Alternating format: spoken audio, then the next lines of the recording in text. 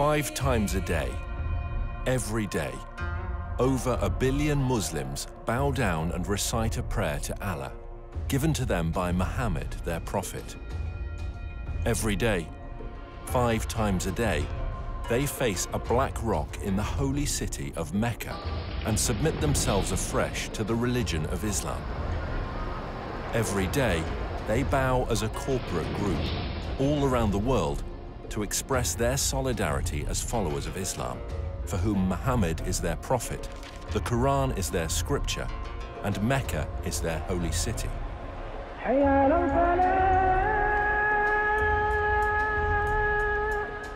However, as archaeological discoveries are beginning to point to a different story, scholars are seriously examining and challenging the facts about the founding of Islam. And if they're right, how will it affect Muslims today? We have tools at our disposal that have never been available before. Modern technology is allowing us to reconstruct the opening years of Islam and to understand things that have puzzled historians for years. All over the world, universities, museums, and libraries are putting ancient books and writings on the internet for scholars to access. Now we can check these ancient manuscripts with just a few clicks of a mouse. Today, both academics and amateurs alike can accurately check via satellite locations and details that would previously have taken huge expense and effort, and can share them instantly around the world via social media and academic forums. So, now for the very first time, a whole new era of research surrounding the founding of Islam is coming to light, and we can piece together what really happened in Arabia 1500 years ago.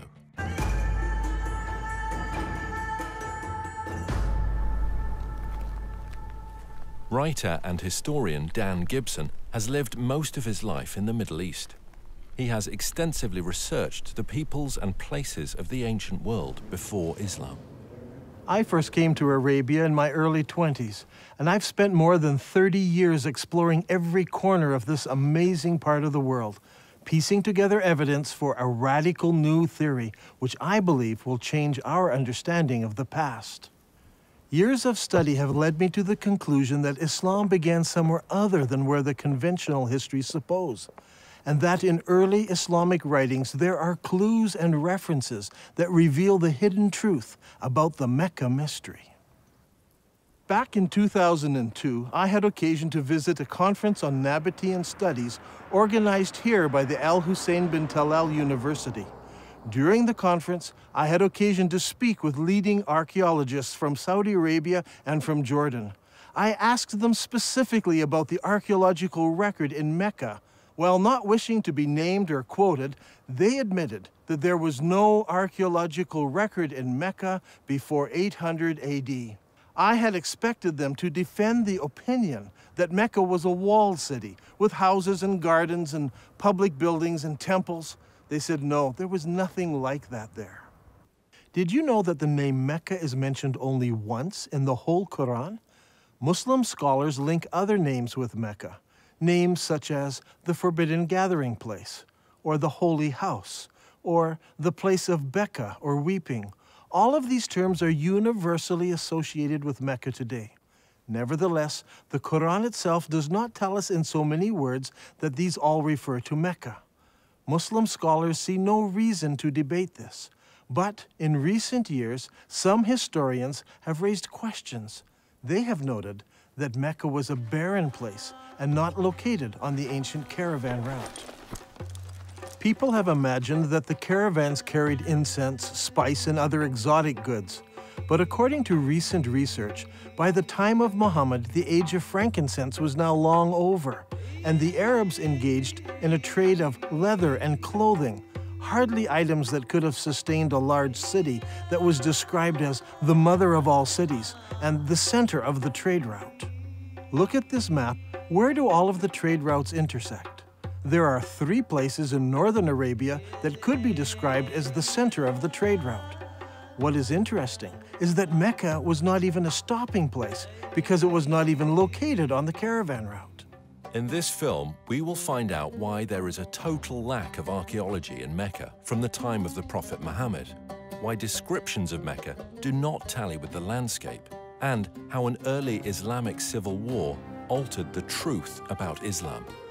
While Muslims all over the world believe that their holy city and their founding leaders all lived in Mecca, in Saudi Arabia, Dan Gibson believes the evidence actually points elsewhere. During my studies of Arabian history, I've come across evidence that points not to Mecca, but to northern Arabia as the founding place of Islam.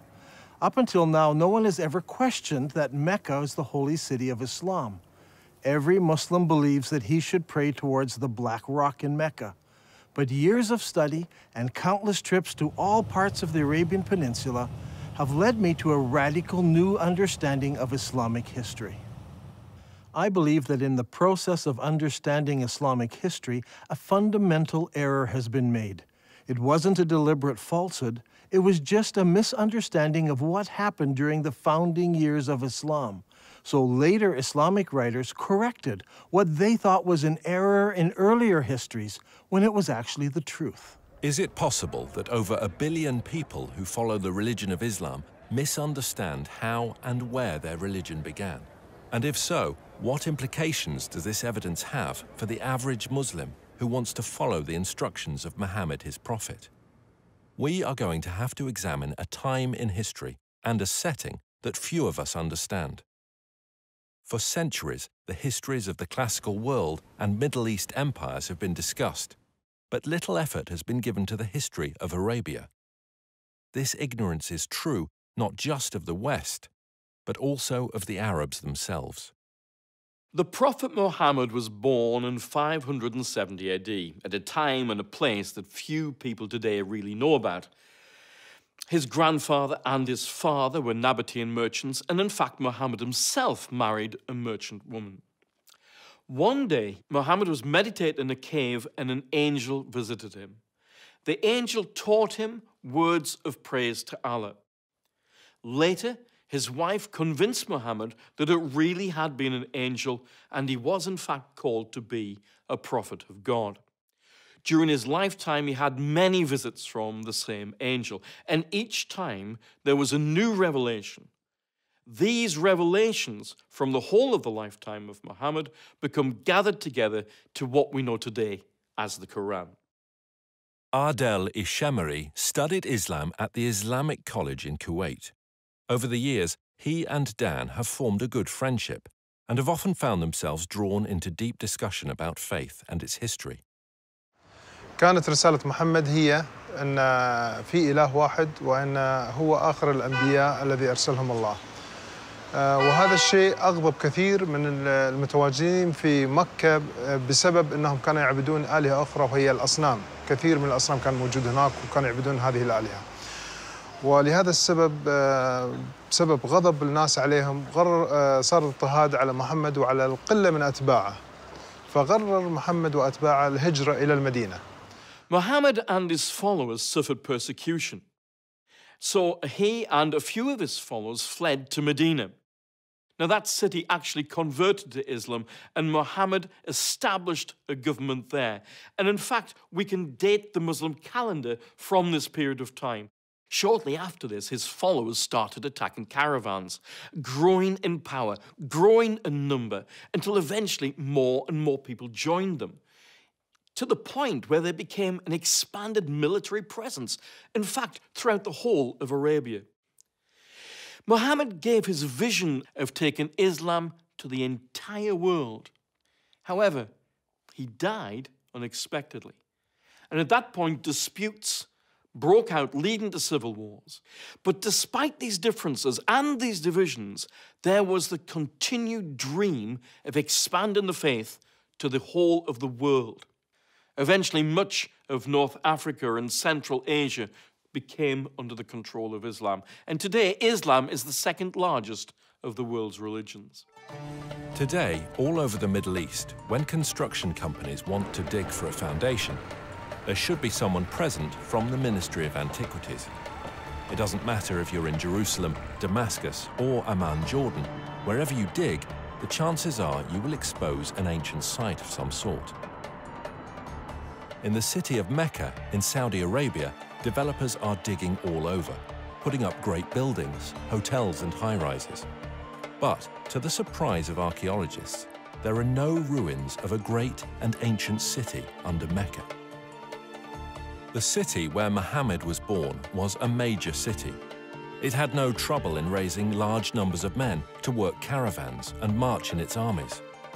Not only did it have a significant population, but it was also an agricultural city.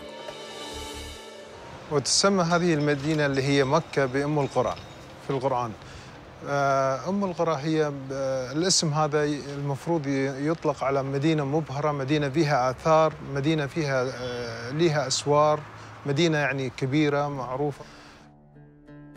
The Prophet Muhammad would go forth for his affairs and journey far afield until he reached the glens of Mecca and the beds of its valleys. Aisha, Muhammad's wife, mentioned how one of the men was longing for Mecca. Would that I but stay overnight in a valley filled with various kinds of grass? When we came to Mecca, we saw a town blessed with water and trees, and delighted with it, we settled there. Al-Bukhari speaks of a prisoner who was eating grapes while he was chained in irons, and he says, "This was not the time of fruit in Mecca." It's hard to believe that these things were written about Mecca. The area around Mecca is all rocks and desert. Mecca averages less than 10 centimeters of rain per year.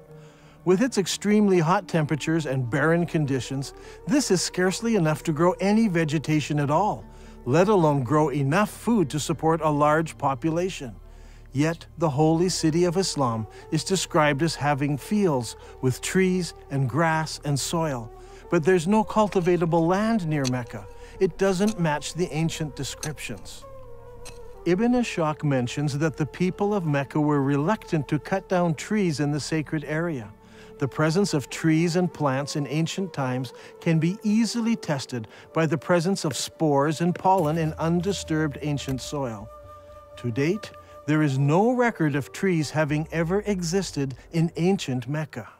Another puzzle is that the city of Mecca is missing on all early maps of Arabia.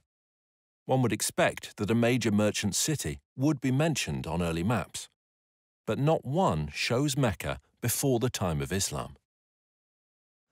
Over the years, I have gathered copies of many ancient maps of Arabia. I have diligently translated them, but never once did I find Mecca mentioned on a map before Islam. Did you know that the name Mecca does not appear in any literature prior to 740 AD? That's 120 years after the founding of Islam. Don't you find it puzzling that for the first 120 years of Islamic history, none of the surrounding nations knew anything about the existence of Mecca?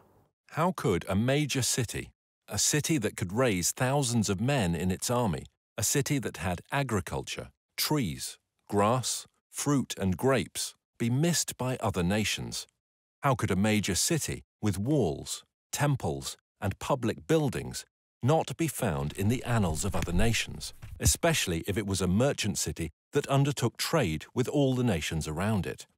And most puzzling of all is that when we go to the physical location of this ancient city, we find that there is no early archaeological record. It was an insignificant location, not even on a trade route. Many historians today have come to the conclusion that the accounts of the founding of Islam are all myths. Obviously, there is a great discrepancy between what Islamic records tell us and what the archaeologists have been finding, so the conclusion they draw is that the Islamic records are just fabricated myths. In my years of study, I have become convinced that the early records are not myths, but that they refer to another location that fits all of these descriptions. I believe that Muhammad was born and raised in another place, and that Muslims are facing the wrong direction when they pray. According to commonly accepted Islamic history, the Kaaba was a major shrine in the city of Mecca and the focus of pilgrimage in Arabia. A good starting place might be studying the pilgrimage before the founding of Islam. وكما دون المؤرخ الطبري بأن هناك كان نوعان من الحج، الحج والعمرة. الحج الأكبر أو الحج الأصغر، وكان جد محمد كان يؤدي العمرة قبل الإسلام.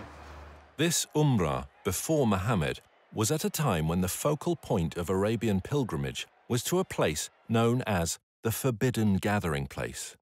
This location held many pagan idols. وهذه الأسماء كانت موجودة قبل الإسلام، ولكن ما زال المسلمين إلى حد هذا الآن يستخدمون نفس الأسماء، ولكن هي الأسماء هذه إيتنا من الخارج، يعني من الوثنية، ليس أسماء إسلامية.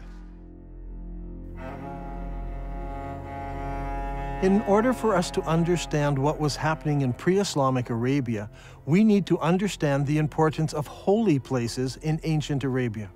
From ancient times, Middle Eastern religions have equated gods with regions rather than being universal. Modern readers of history have long been influenced by Greek and Roman concepts of the pantheon of gods and have failed to realize the significance that the ancient Arabs applied to gods of specific regions. In the eyes of the ancient Arabs, there were gods who lived in Mesopotamia, gods who lived in Egypt, and gods who lived in Greece, and so on. Arab merchants passing through an area would respect the local gods. They were not opposed to gods of different places. What they were opposed to was the representation of a god in human or animal form. They preferred to use geometric shapes. For instance, here is a god in the shape of a block. That one over there is shaped as a triangle. Each of these gods were considered local gods and must be respected when passing through their territory. Such a view of religion naturally leads to accepting territories and locations as being sacred to specific gods. Thus, the area around a temple, such as a particular valley or remote desert location, could be considered as sacred.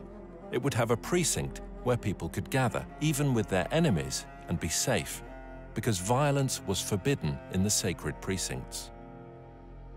When tourists enter the majestic beauty of Wadi Rum here in southern Jordan, they're so often taken up with the exquisite beauty of this valley and the rugged mountains that they miss a temple dedicated to the goddess Lat, or Allat as some call her. This Nabatean temple had a sacred area. It was located in front of the temple, with the mountains marking off the sacred area. Before Islam, Arabs were divided into many groups. They worshipped different gods and often fought amongst themselves over tribal issues. The one thing that held them together was the pilgrimage to a common ancient meeting place. The Quran calls this Masjid al-Haram, or the Forbidden Gathering Place. Masjid means gathering and is translated mosque today. Before Islam, there were no mosques, so the masjid was simply a gathering place. The Forbidden Gathering Place was a sacred place of refuge and security, where regular activities ceased and violence was forbidden, or haram. The concept of haram, or forbidden, is very strong in Islam. في القرآن ذكر المسجد الحرام، وهو المسجد الحرام في المدينة الإسلامية المقدسة، ويعتبر المسجد الحرام وما حواليه من المدن هو منطقة محرمة. Allah has made Mecca a sacred sanctuary, and it was a sanctuary before and will be so after. None is allowed to uproot its shrubs or cut its trees or hunt its game. So we have two descriptions of the original holy city of Islam. It was a haram place where killing was forbidden, and it was the focus of the pilgrimage for many centuries before the founding of Islam. Now look here, much of the graffiti found throughout the Negev and southern Jordan was written by people on pilgrimage to the ancient city of Petra in southern Jordan. Thousands of people scratched their names and messages on rocks as they made their way to Petra for pilgrimage. This creates a problem for us. Mecca is unknown in maps and literature before and during the rise of Islam. The descriptions, such as the center of the trade route, the mother of all cities, and the focal point of the ancient pilgrimage, do not fit. How can we solve this? The answer to that comes from Islam itself. المساجد في الوقت الحاضر تتجه كلها صوب القبلة، صوب الكعبة، وهناك مكان في المسجد يسمى المحراب الذي الإمام يوقف فيه ويصلي ويقود المصلين، ولكن في الأيام الماضية ما كان موجود هذا المحراب، ولكن كان في حائط يتجه صوب القبلة، وكان المبنى بالكامل مبني باتجاه صوب القبلة. In Islam, it is universally understood that the Qibla is towards Mecca in Saudi Arabia. No one questions the direction of the Qibla today. However, the Quran tells Muslims they have a Qibla. The text of the Quran does not give the name of the city to which prayer was originally made. It only mentions Masjid al-Haram, or the forbidden gathering place. Muslims believe they originally prayed towards Jerusalem. According to Islamic sources, in 624 AD, Muhammad changed the Qibla to Mecca. Muhammad revealed this in Surah 2 of the Quran. Thus we appointed the Qibla to you. Indeed, it was a momentous change, except to those guided by Allah. Allah would never make your faith of no effect. Now, shall we turn you to a Qibla that shall please you? Turn then your face in the direction of the Masjid al-Haram. Wherever you are, turn your faces in that direction. As a historian of the Arabian Peninsula, I've always been interested in finding the location of the original Qibla. What direction did Muhammad pray towards before the Qibla was changed? Was it Jerusalem, as some claim? Was it Syria, as some claim? Or was it some other direction? If we were to do this study 100 years ago, it would require an incredible amount of work and research. We would have to travel the world searching ancient sites to find the earliest mosques in Islam. Now, in a few moments, we can do what used to take a lifetime. Google Earth lets us look down on sites from space, and websites like ArcNet can combine the research of hundreds of students and professors. We can examine structures based on various criteria. We choose Islamic buildings, arrange them by date into a chronological list, then determine when they were constructed, check their Qibla direction by using Google Earth, and collate this to determine when the Qibla direction changed towards Mecca. This will give us solid data to work with. Now, determining the Qibla direction is not an exact science. Some of the early mosques, like this one, are not exactly square. So researchers need to find the Qibla wall and project 90 degrees from that wall. Because early buildings were not square, we cannot use the side walls or the back walls.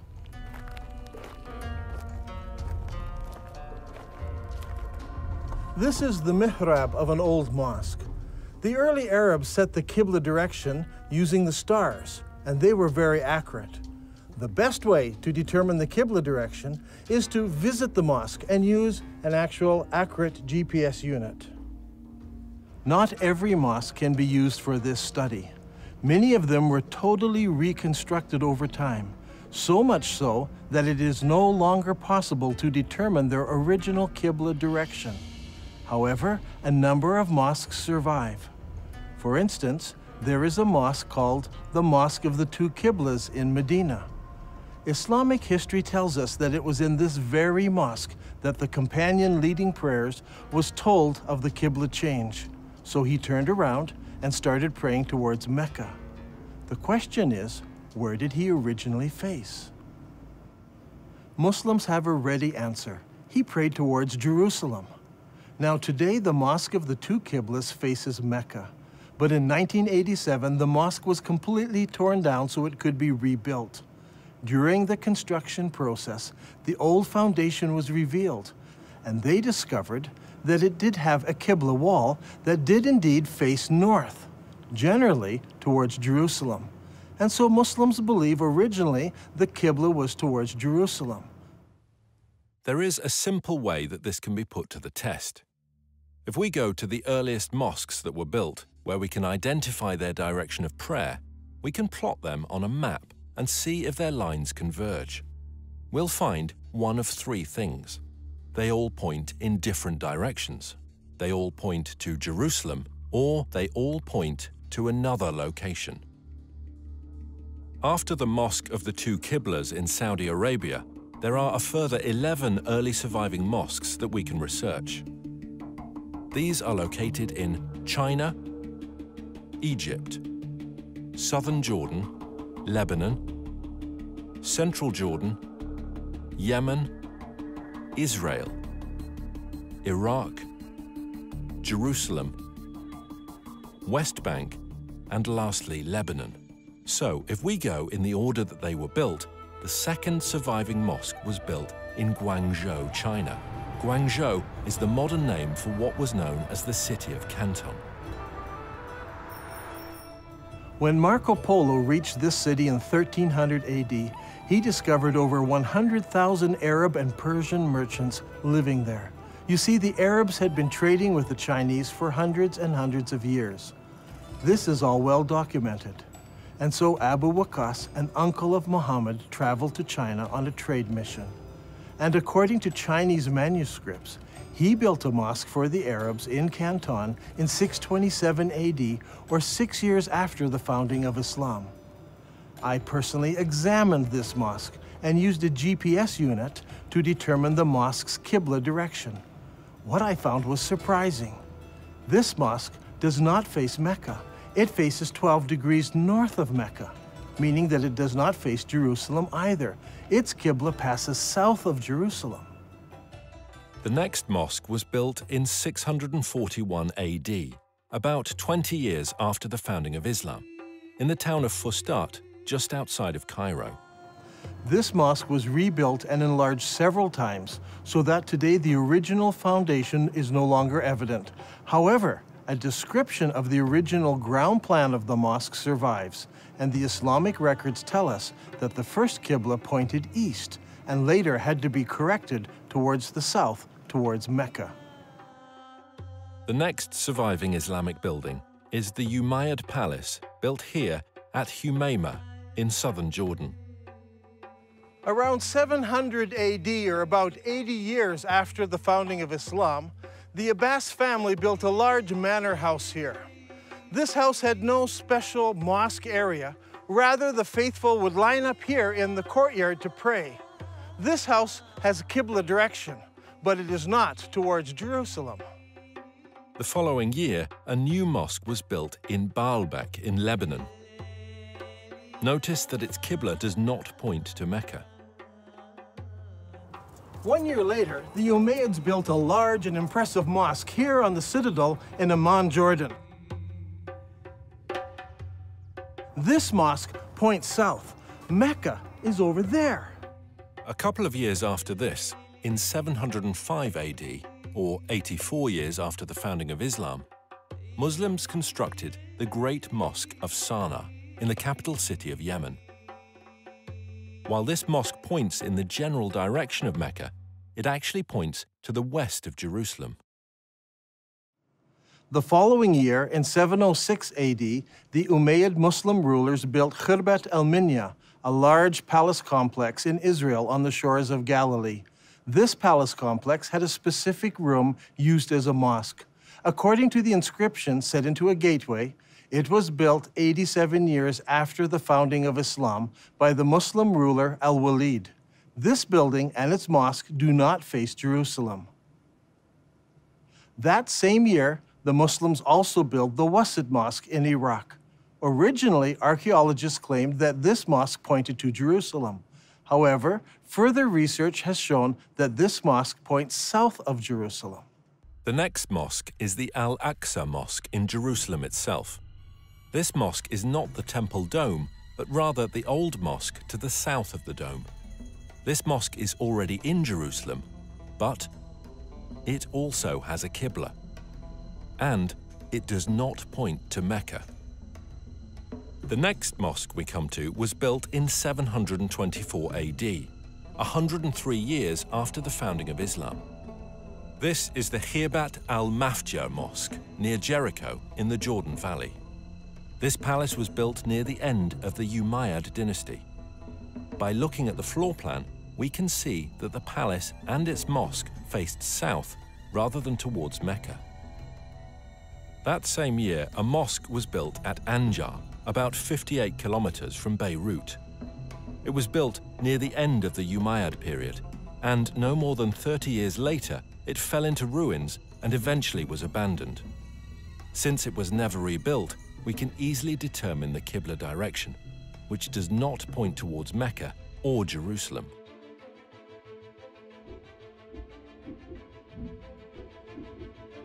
Now, let's put this all together onto one map.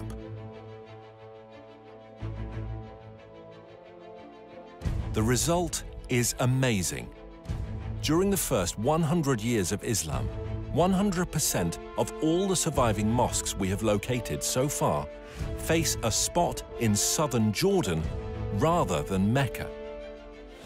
From north, south, east and west, mosques all face towards one spot. This isn't some small error in determining the Qibla direction. They all specifically point to just one place. Directly under this point is the ancient city of Petra. This is a city that is well known to us today. It is a popular tourist site. Tourists come from all over the world to marvel at the great temples and the monuments in this city. Could it be that Petra is the mother of all cities described in the Quran? It was the focus of the ancient Arab pilgrimage. So could Petra also be the birthplace of Muhammad and the founding city of Islam? ده غريب، يعني أنت تقول إن البتراء لكن البخاري يقول لنا هي القدس، فشلون تبي نفكر في هذا الأمر؟ شلون تبينا نقبل هذا الشيء؟ يعني البخاري قال لنا القدس. Every good Muslim tells me that Muslims used to pray towards Jerusalem. They know this because Bukhari tells them this. And I agree, Bukhari says it was Jerusalem.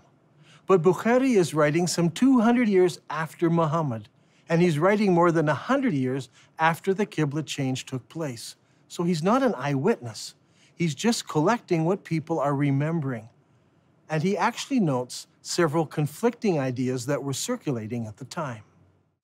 While some people were offering morning prayer at Quba, a man came to them and said, "A Quranic order has been revealed to Allah's apostle tonight, that he should face the Kaaba at Mecca. So you too should turn your faces towards it." At that moment, their faces were towards Syria. And on hearing this, they turned towards the Kaaba at Mecca.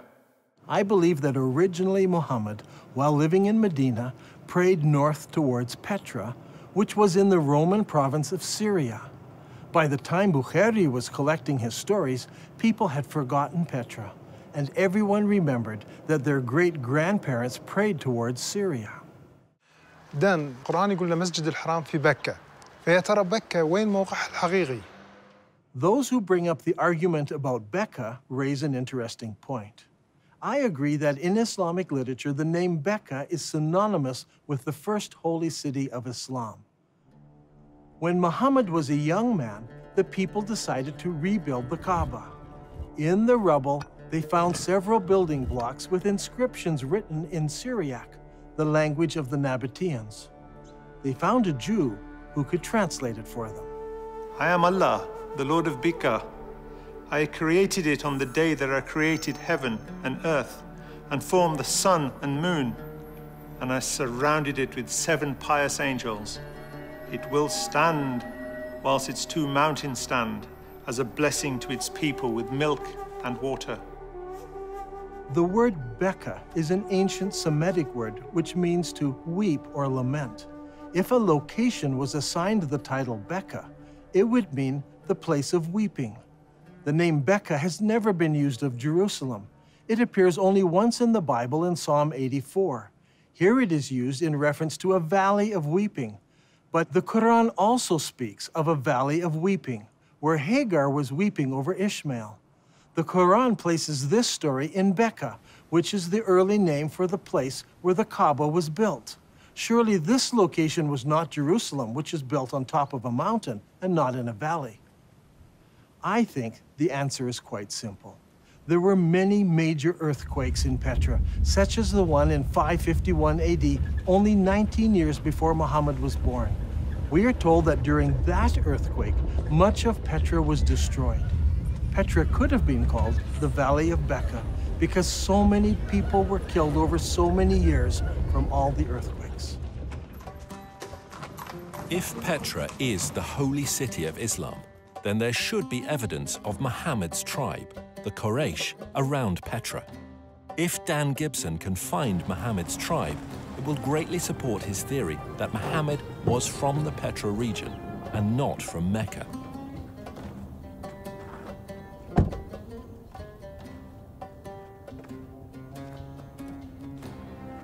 Long ago, this was known as the city of Hawar, or Humayma as it is known today. Archaeologists have uncovered a farmhouse belonging to the Abbasid family and a mosque built some time later. When the Muslims of Iraq defeated the Umayyads of Damascus, they wanted a member of Muhammad's family to support and legitimize their revolt. And so they came here to Humayma, 27 miles from Petra. It was here that they found Muhammad's family and the Quraysh tribe. They didn't go to Mecca in Saudi Arabia or Medina. They came here to Humayma, 27 miles outside of Petra. It was here that they found the Quraysh tribe and the family of Muhammad, not in Saudi Arabia. So far, we have discovered that the early mosques of Islam all faced the ancient city of Petra. But does the city of Petra fit the Islamic descriptions of the original holy city of Islam? There is a story told by all of the early biographers of Muhammad. It concerns Abdullah, Muhammad's father. He was working in the field one day, and he came home with dirt on his hands. He went in to his first wife and said, "Lie with me," but she refused because he was dirty. So he went out, washed off the soil, went into his next wife, Amina. She conceived, and in this way, Muhammad was born. What is important to us about this story is that all of the early writers use the same word for the dirt on Abdullah's hands. They all use an Arabic word for soil, especially the soil of a cultivated plot or field. The problem is, there is no cultivatable land near Mecca. However, when we come to Petra, we discover that Petra had water, fields, and trees. According to archaeologists, there were private and public gardens, as well as running water brought into the city through aqueducts and clay pipes. Archaeologists have described fruit trees, grapes, and gardens existing in ancient Petra. Even today, there are cultivated plots of land between Petra and El Beida, which is 5 kilometers away.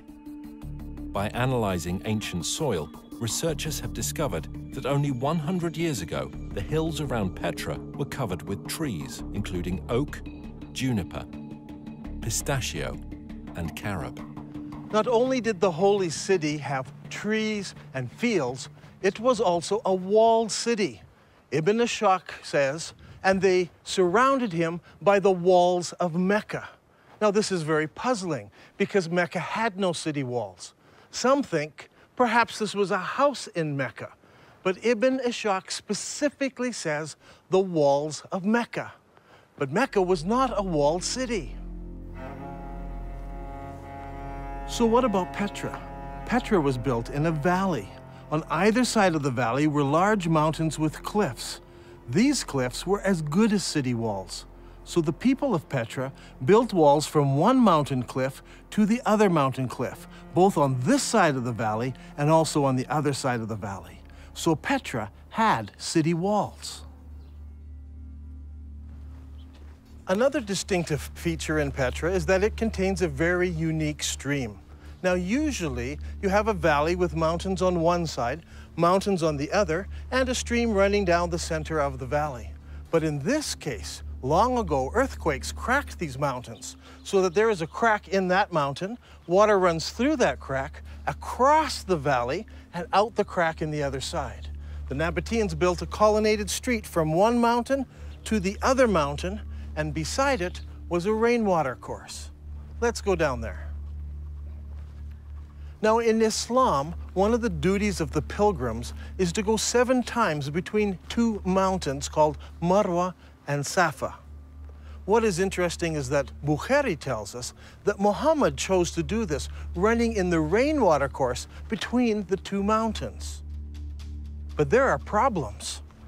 Safa and Marwa are just small rocks. Today, they're housed right inside of the mosque building. As you can see on this drawing, there was no rainwater course between these two rocks. But here in Petra, the description fits exactly from one mountain to the other. There are 4 ways into the Petra Basin.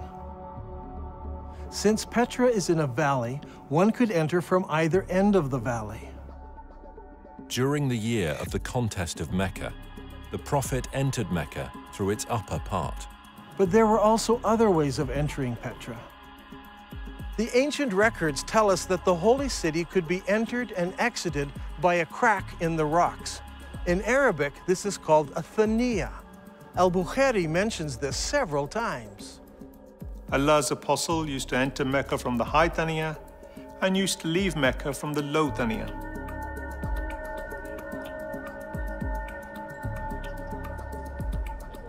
The Prophet went on advancing till he reached the Thaniya through which one would go to them, that is, the people of Quraysh.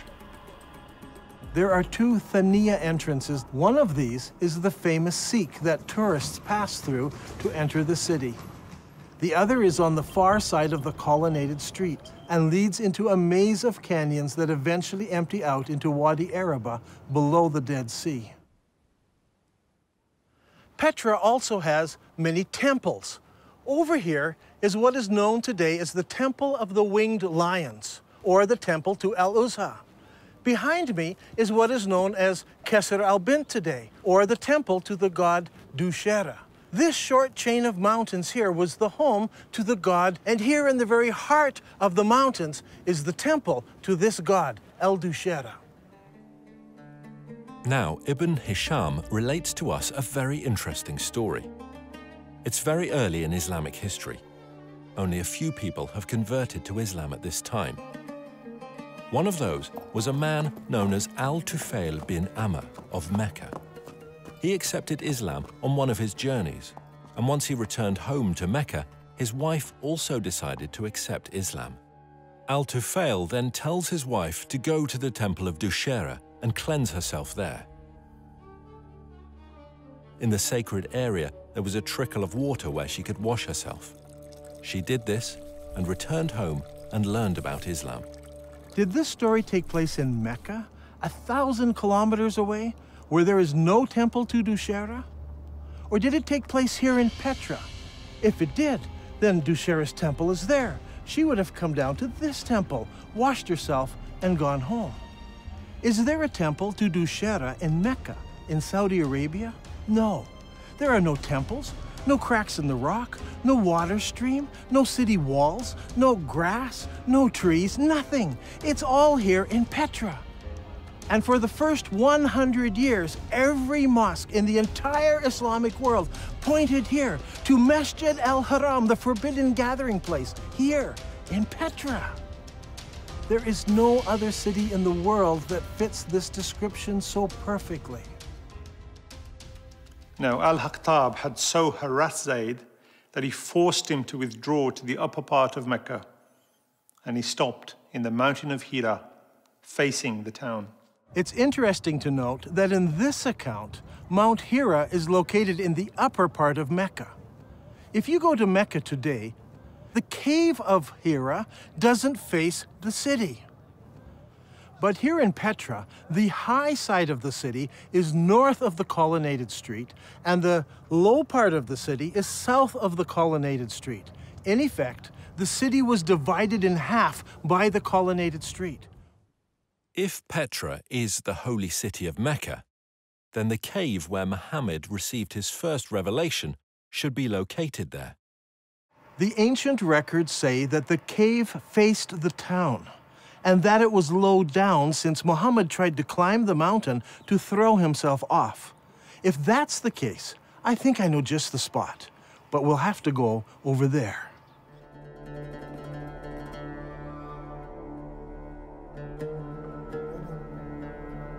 Here in this cave, we can see where there are many various god blocks.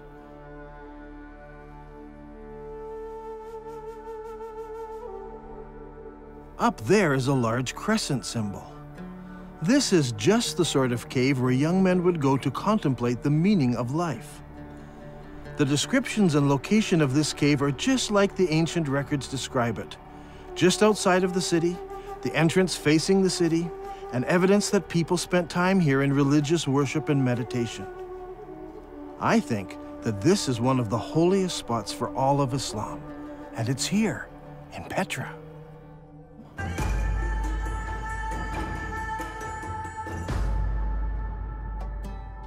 The Quran commands every Muslim to face the forbidden gathering place when they pray. Now, the forbidden gathering place wasn't a building. It was much more than this. It was a large area marked out with special stones. These stones marked the boundary around the sacred area. No killing was allowed inside this area. Even birds were not killed.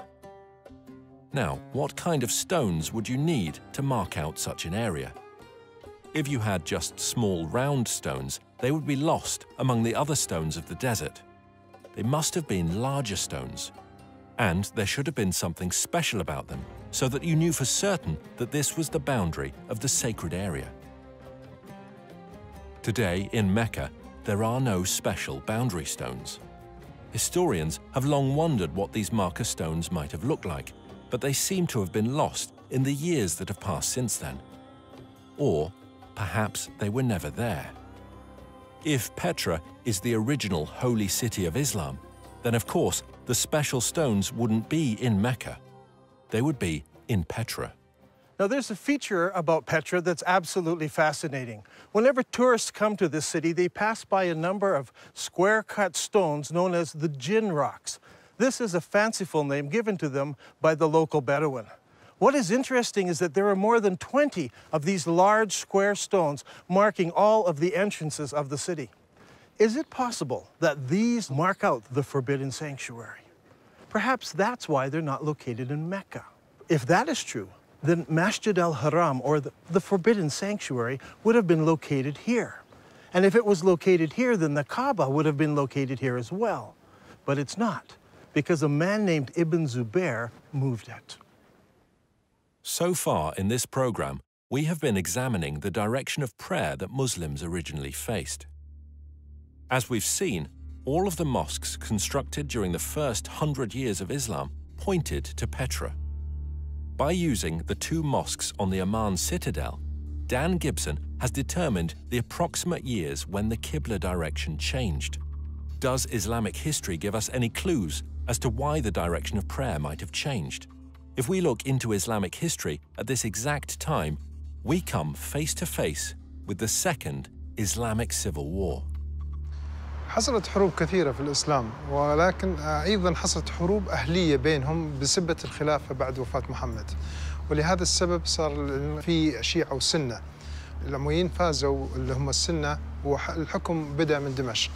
At this point in history, the governor in the holy city was Abdullah ibn Zubair. He was particularly unhappy. In his eyes, the holy city was the most important city of Islam, the mother of all cities. But the Umayyad rulers chose Damascus as the new capital city, and a lot of people were unhappy with the corruption and the infighting in Damascus.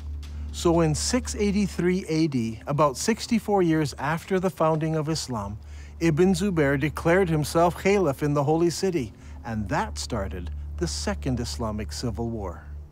The Umayyads reacted strongly and sent an army against the holy city. Ibn Zubayr then did a shocking thing. He destroyed the Kaaba, the ancient holy shrine of Islam. Ibn Zubayr then demolished the Kaaba sanctuary until he had leveled it to the ground and dug out its foundation. Then he placed the black stone beside it in a wooden stand in a strip of silk. The Umayyads fought against Ibn Zubayr and his companions, but after 40 days, news arrived that the ruling caliph in Damascus had died. Now, the Umayyad generals insisted that the battle wasn't over, but that they must return to Damascus so that a new caliph could be established. The members of the Umayyad royal family had come to the battle as well, and they insisted that they must return to Damascus under the protection of the entire army, so the whole army marches off. The problem we face here is one of timing. The Islamic records are quite clear that when the Caliph died, his 13-year-old son ruled in his place. Al-Tabari, Volume 20, tells us specifically that his son survived only 40 days after his father died before he too was killed. During this time, the armies from the Holy City returned to Damascus. Now, a slow-moving army would have taken many days to cover the 1,400-kilometer trek across the desert from Mecca in Saudi Arabia to Damascus in Syria. If the army could move at 20 miles a day, it still would have taken them 43 days. When you add up the time the messenger took to bring the message, the time it took for the army to decide to return and get mobilized, and the 43-day march, there is simply not enough time. Mecca is too far away to be believable. However, if the holy city was Petra, then the distances would all be drastically reduced. This problem of distances plagues Islamic history again and again. Mecca in Saudi Arabia is simply too far removed to fit many of the stories in early Islamic history.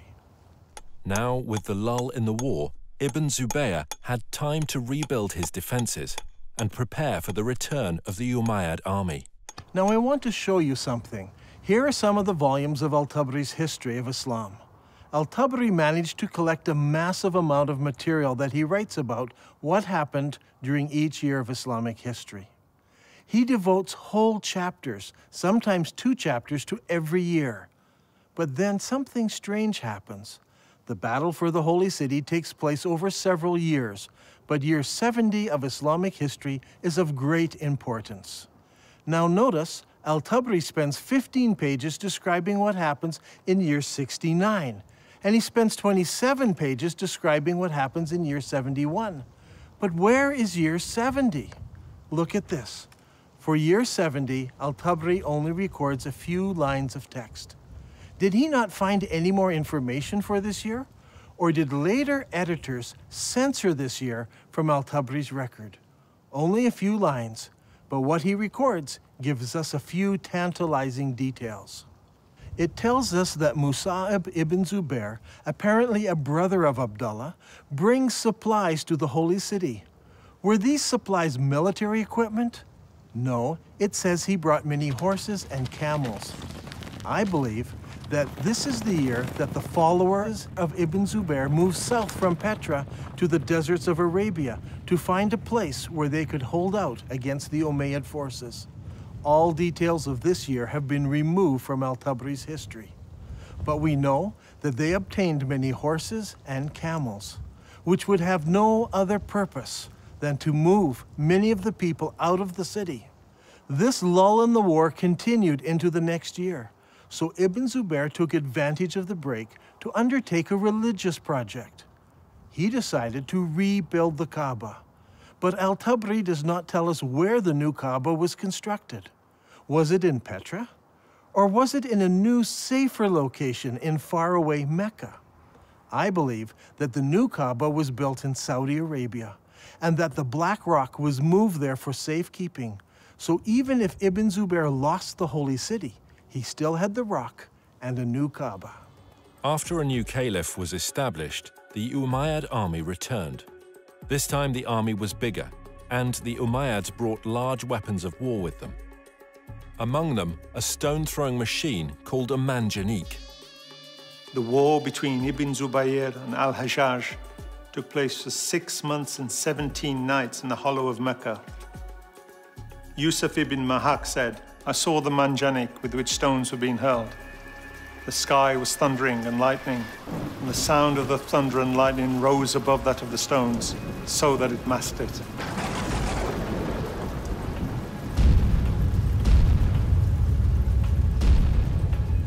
During the fighting, Ibn Zubair took refuge in a ruined building beside the Kaaba, and this began another battle, which completed the destruction of the Kaaba area of the Holy City. Eventually, Ibn Zubair lost the battle, but the cause was taken up by those in the city of Medina in Saudi Arabia and by the city of Kufa in Iraq. I believe that during this time, the Islamic world was thrown into contention. Should they pray towards Petra, or should they pray towards Mecca? The great Islamic empire had divided into two. Originally, the Umayyads ruled from Damascus, and they prayed towards Petra.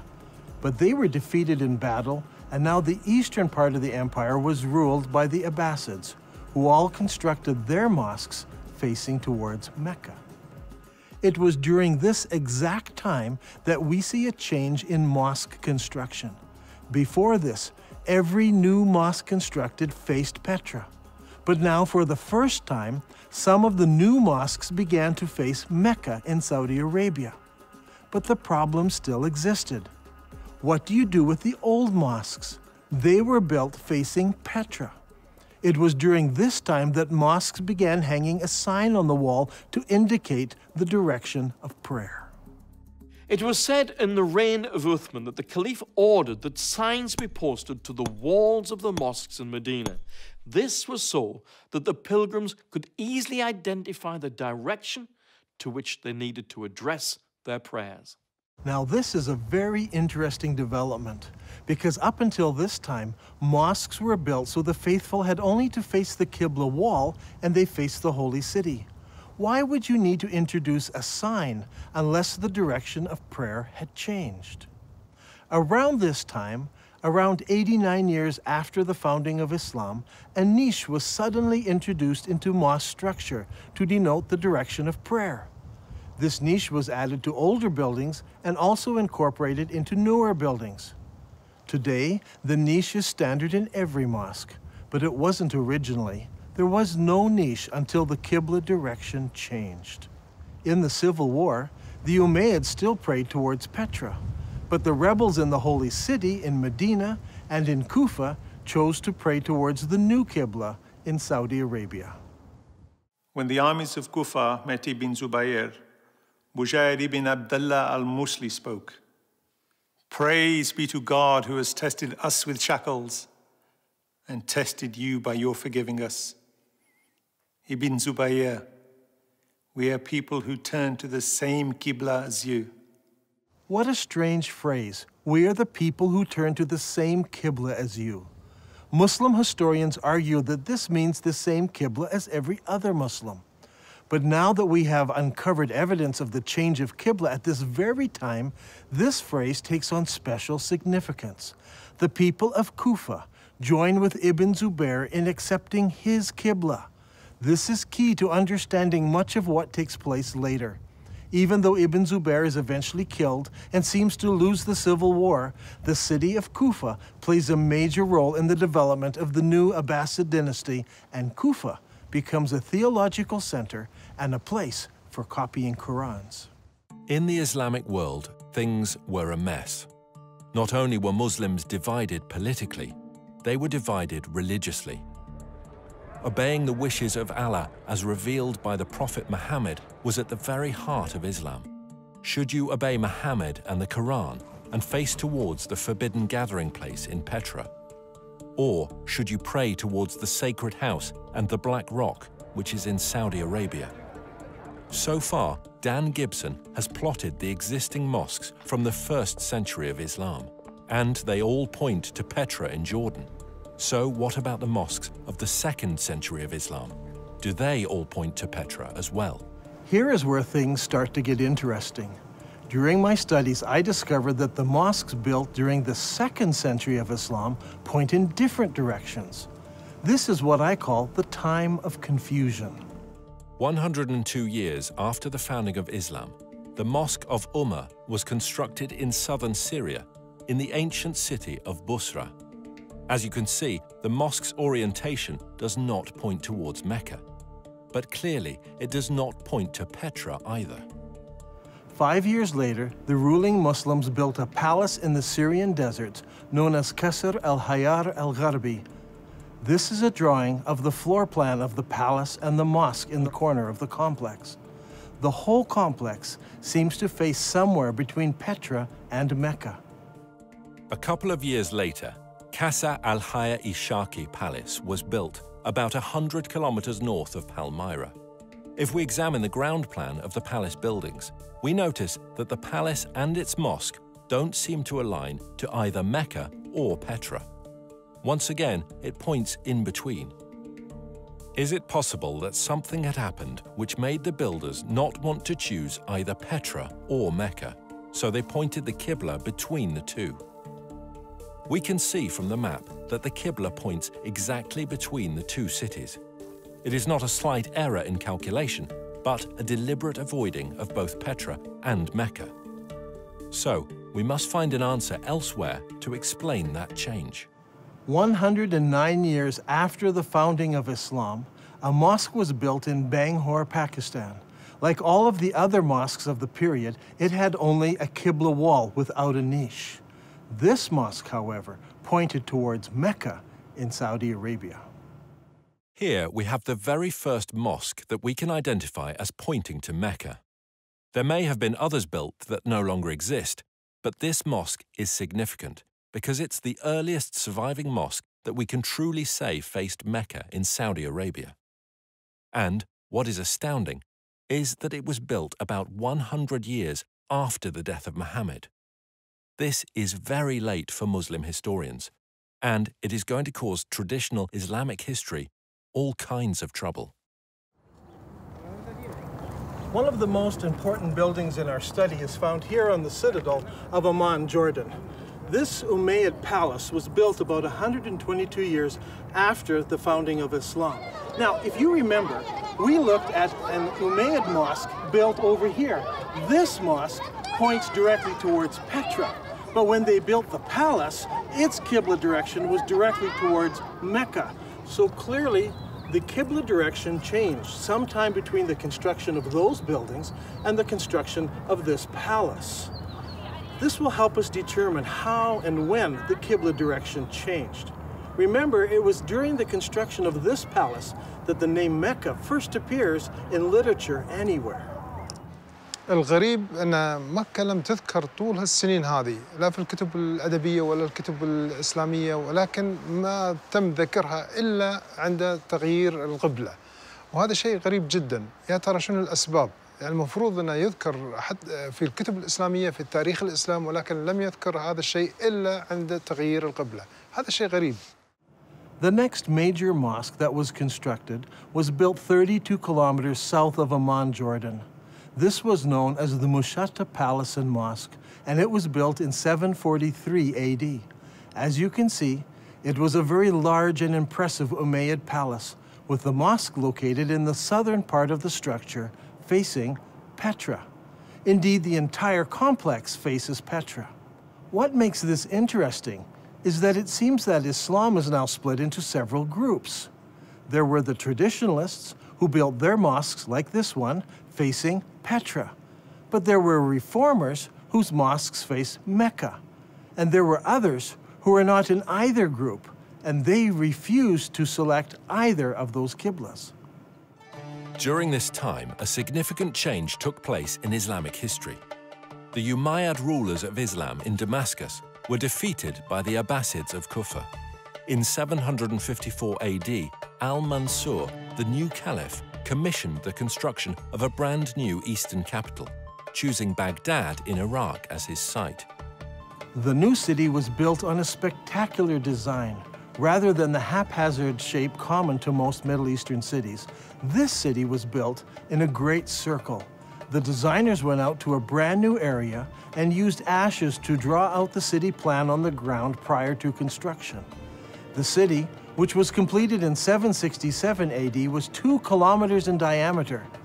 As you can see on this drawing, the main mosque of the city had no niche indicating the direction of prayer. That was to come later. One wall was used as a Qibla wall, and that wall pointed directly to Mecca, as would all of the other mosques built from now on by the Abbasid rulers. If this is all true, then the Prophet Muhammad and the first 4 rightly guided caliphs in Islam, and the following Umayyad rulers who ruled Islam from Damascus, all prayed towards the city of Petra. But late in the Umayyad reign, something happened that caused the builders to change the direction of their mosques. Some pointed to Petra, some to Mecca, and some chose to be neutral and point between the two. This created a problem for the western half of Islam. The people in the West were still loyal to the earlier Umayyads, So the Islamic world is now split into two. The Abbasid rulers in Iraq control the eastern part of the empire, and the Umayyad rulers control North Africa and Spain. This is an important time in Islamic history because the Umayyads in Spain now blossom in culture and begin to build beautiful and impressive buildings. The builders in Spain had a problem. Traditionally, Umayyads all prayed towards Petra. But, as we're going to see, something devastating happened, resulting in future mosques no longer facing that direction. Their enemies, the Abbasids, now pray towards Mecca in Saudi Arabia, so they don't want to choose that direction of prayer. So what should the Umayyads do? As I examined the mosques built by the Spanish Umayyads, I discovered a most surprising development. These builders chose neither Petra nor Mecca. Now, as we have seen, some of the builders in the Middle East chose to point their qiblas between the two cities. But the builders in North Africa and Spain decided to do something completely different. Over the years, historians have always been puzzled by these mosques. Their qiblas seem to point towards somewhere in South Africa, but all of the African and Spanish mosques point to slightly different places. It all seems very confusing. However, when plotted on a map, we can see that the mosques of North Africa and Spain all have qiblas that are parallel to a line drawn between Petra and Mecca. So rather than choosing Petra or Mecca, they chose to make their qiblas parallel to a line drawn between the two cities. كل المسلمين يعرفون بأن مكة موجودة في السعودية، وأنت في نظريتك اليوم يعني تقول لي مكة موجودة في البتراء، على أي أساس أنت جبت هذا الفكرة؟ يعني شنو الدليل؟ شنو البرهان هذا؟ يعني برهانك ودليلك على هذا الشيء؟ احنا اللي عارفينه أن مكة موجودة في السعودية، فعلى أي أساس أنت جبت هذا الشيء؟ If you're still not convinced, I want to show you something else. Do you remember when we discussed the Second Islamic Civil War? Ibn Zubair barricaded himself in the Holy City, and the Umayyad Syrian army surrounded him and kept him there for 4 months. During the month of October, the Syrians brought a catapult up to the city walls, where they lobbed rocks right into the holy places of Islam. How is this possible? Normally, people live behind the city walls. A catapult would simply smash down people's houses. But in this case, it said the catapult hit the holy places of Islam right in the center of the city. How is this possible? Well, here in Petra, there is a unique feature. Petra had city walls. In the north and in the south, the city walls crossed the valley. But in the north, the city walls did not go all the way to the canyon because there was a watercourse running along the canyon. I believe the Syrians brought their catapult up the dry river course right to the place where they could lob rocks into the very heart of the city, hitting the Kaaba and the holy places of Islam. Archaeologists from Brown University have been digging here in Petra for many years. Their project was to excavate what is known as the Great Temple area. As they uncovered the temple, Dan was amazed to find evidence that supported his theory. One of the interesting features of this building is that people built defenses here against attack. See, here in this doorway, they closed it in so they could defend themselves. This happened sometime after the earthquake of 551 AD. We can date the defenses of here by the roofing tiles that were used in the construction of these defenses. However, there are no recorded battles in Petra during this time. So we know this happened during the founding years of Islam. But this is not the only evidence we have. During the excavations, the archaeologists uncovered over 400 catapult stones. These stones are buried in about the right place at exactly the right time. This is an extremely strong indication that the battle took place here and that the first original Kaaba was close to this location. So, Islam was divided between the traditionalists and the reformers. The traditionalists prayed towards Petra in Jordan, and the reformers prayed towards Mecca in Saudi Arabia, and others deliberately choosing a middle path. How were they ever going to solve this dilemma? Petra, the city of weeping, suffered a fatal calamity. Massive earthquakes shook the Petra region, destroying buildings, temples, and houses. The damage was so bad that the city was never rebuilt again. The evidence for that first Kaaba is gone now. The catapult stones destroyed much of it. Ibn Zubair destroyed the rest. In 713, an earthquake destroyed the dam that diverts the water around Petra. So every year, floodwaters washed away whatever evidence was left. So, with the memory of Petra fading from view, the chroniclers of Islamic history, writing some 150 years later, would never mention it by name. In time, the memories of these two locations became merged into one, that of Mecca in Saudi Arabia. From now on, all Qiblas would point here. It wasn't until modern archaeological tools, satellite photos, and the internet allowed the networking of historians, academics, and scholars around the world to start piecing together a different picture. هذا الأمر غريب، يعني أول مرة نسمع فيه، يعني شلون المسلمين تبيهم يصدقون في هذا الشيء المكتوب، يعني غريبة، ليش ما مذكور في الكتب الإسلامية ولا مذكور في كتب التاريخ؟ شلون نسوا ولا يعني يا ترى هل تناسوا ولا نسوا هذا الأمر؟ شلون ما ذكروه؟ شيء غريب. In order to understand the events that influenced the writing of Islamic history, we need to recognize several things. First, it is my belief there was a literary vacuum in the early Islamic empire, created by zealous Muslims who destroyed books and manuscripts, erased inscriptions, burned libraries, and destroyed all literature except the Quran, which was mostly bits and pieces of what people remembered of the revelations that Muhammad gave. This destruction of written material by the Islamic forces has been well documented. One piece of evidence is a letter from 640 AD from the Caliph to General Amru, the leader of the Muslim armies in Egypt, who asked the Caliph what should he do with the thousands of manuscripts he found in warehouses in Alexandria.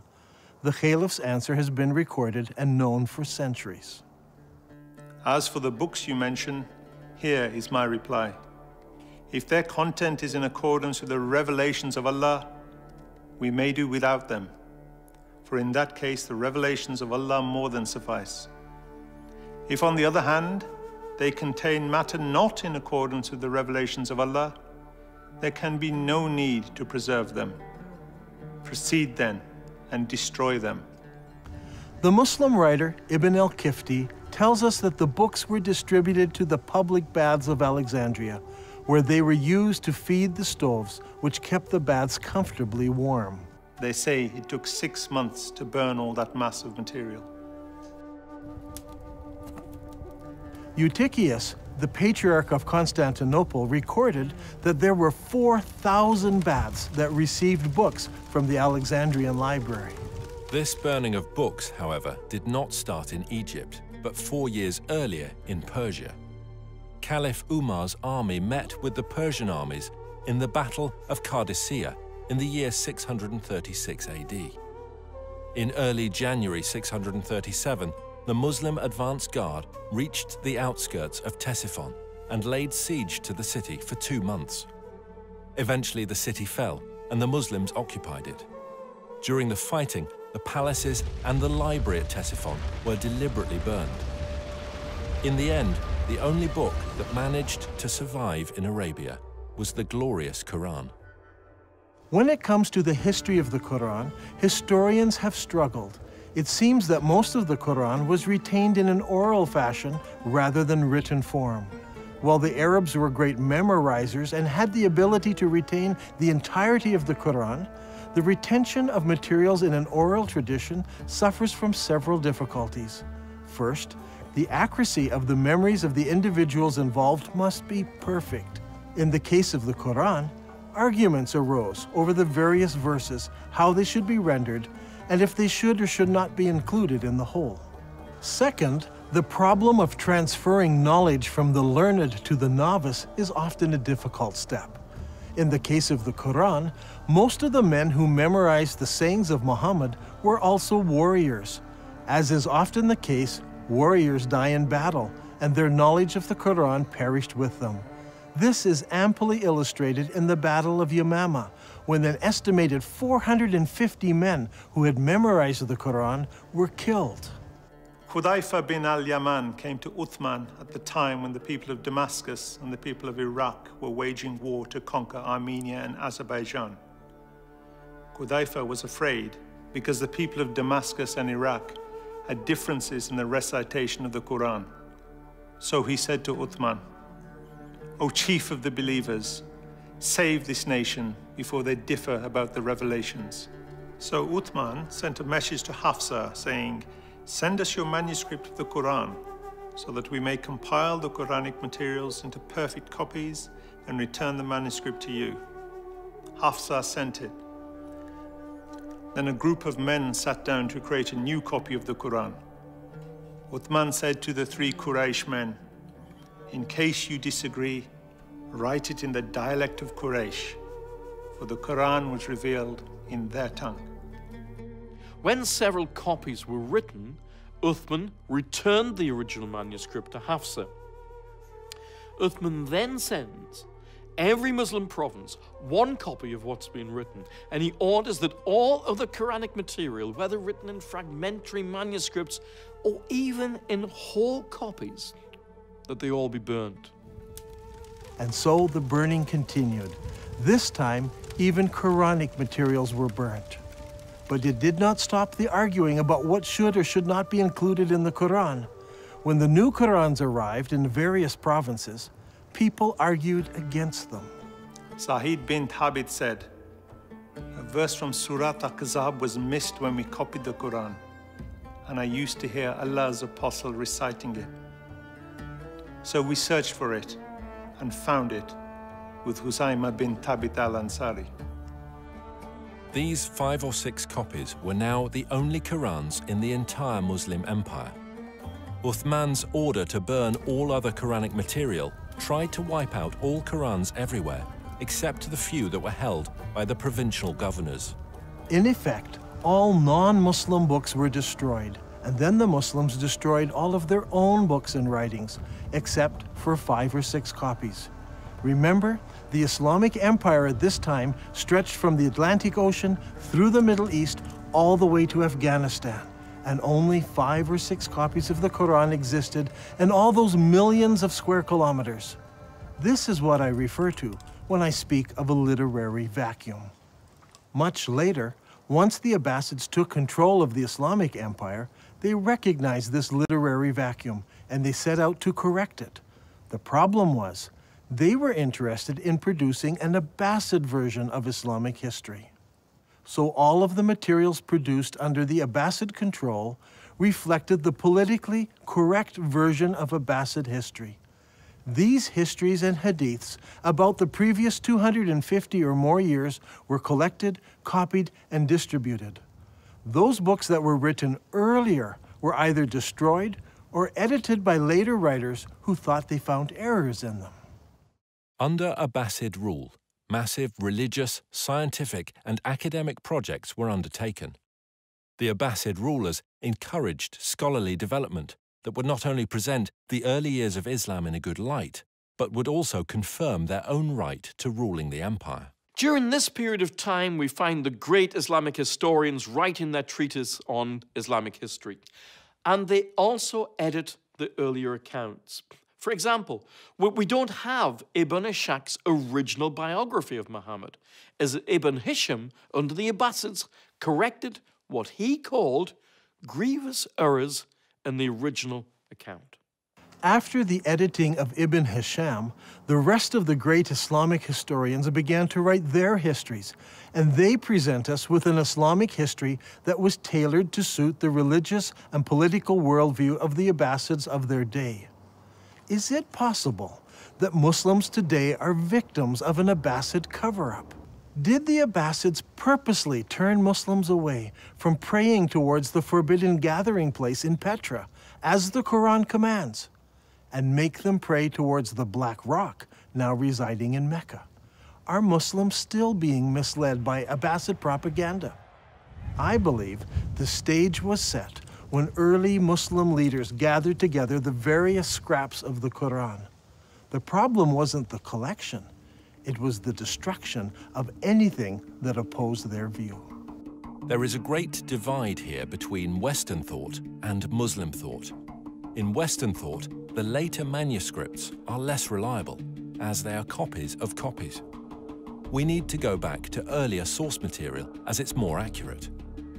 Muslims, on the other hand, think earlier manuscripts are less reliable, and later manuscripts replace earlier manuscripts. Even in the Quran, later revelations replace or abrogate earlier revelations. Once you allow the concept of abrogation, you open yourself up to accepting all kinds of changes.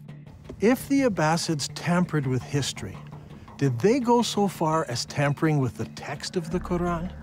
For instance, how did the name Mecca get into Surah 48?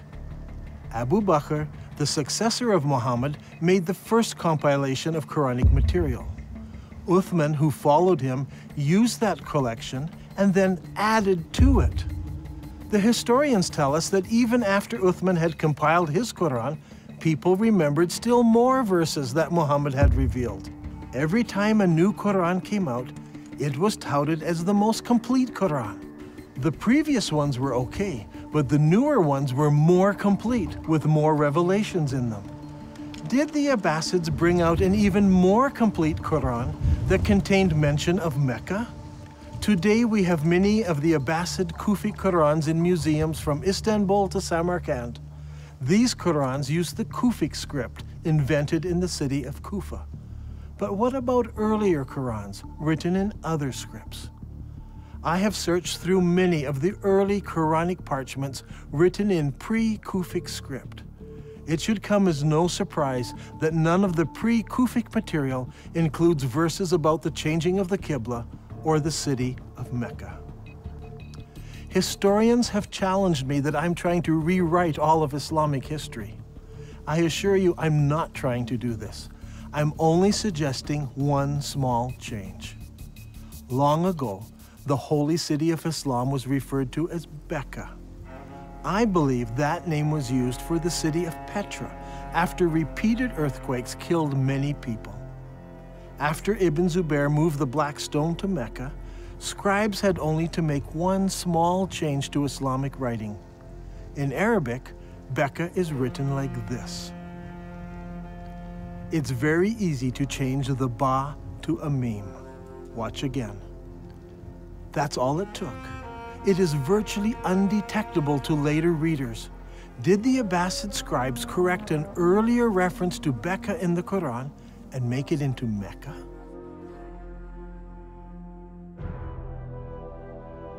I believe that all of the evidence points to Petra as being the ancient city of Becca, the founding place of Islam. All of the mosques of the first century of Islam point to the forbidden gathering place in Petra, and all of the descriptions fit Petra, not Mecca. Muslims are instructed in the Quran to pray towards the forbidden gathering place. The Quran says nothing about the Black Rock. It is clear that although Dan Gibson's research is rooted in Islamic history, and he has a great affection for the Arabic world, his theories will be challenging to Muslims. As faiths around the globe come under increasing scrutiny to prove the veracity of their origins, all religions need to consider serious research they may find difficult.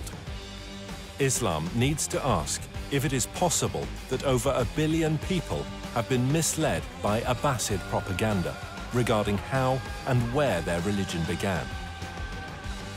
And, if true, what implications does this have for the average Muslim today?